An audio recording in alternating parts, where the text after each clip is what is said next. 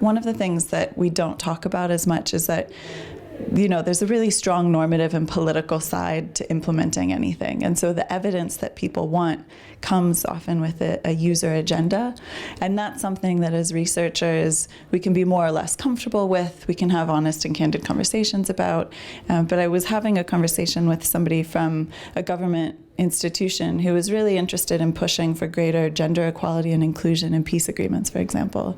And they said, we really need evidence that this works because we can't just keep pushing the stone up the hill. And on our end, we're like, well, it does, but it's complicated and it depends on the context.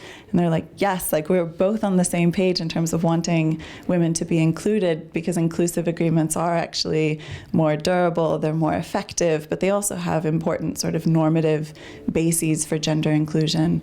But the type of evidence that a policymaker needs in order to make those claims and the type of evidence that we're able to produce at this stage is often in tension. And so I think that there's still a lot to be learned in terms of how we can time our evidence, but also deliver the right kind of evidence to make some of those shifts on the ground. And, good nuanced research is fantastic, but sometimes you need a statistic to get through the door.